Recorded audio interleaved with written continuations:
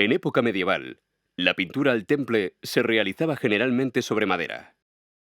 Fue una técnica pictórica muy utilizada para decorar los altares, los baldaquines y las vigas de las iglesias.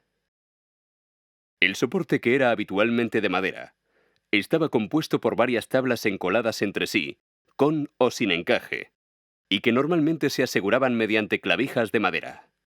Las juntas de las tablas se reforzaban con tiras muy finas de tela, pergamino o otras pieles de animales que a veces podían cubrir toda la superficie. Una vez construido el soporte, se aplicaban encima diversas capas de preparación de yeso o carbonato de calcio, mezclados normalmente con cola de pieles.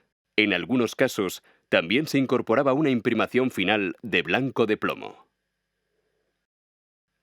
Encima de la preparación, bien pulida, se ejecutaba el dibujo preliminar que servía para situar la escena y las figuras.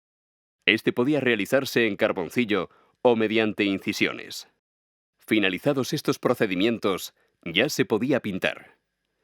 La pintura se preparaba con pigmentos molidos, que podían ser inorgánicos, los cuales procedían de minerales o tierras, o orgánicos, que se extraían de vegetales o animales, llamados pigmentos laca. Los pigmentos se diluían en agua y se aglutinaban con huevo, caseína, colas, gomas o ceras. Esta técnica pictórica se llama pintura al temple, y la más frecuente en toda la Edad Media fue la del temple al huevo. Si se quería aplicar relieve a la pintura, se realizaba con la técnica del pastillaje, que consistía en sobreponer pasta de yeso y cola, haciendo decoraciones que al endurecerse se podían pintar o dorar. Para dorar, se aplicaba pan de oro encima de un bol de tierra arcillosa.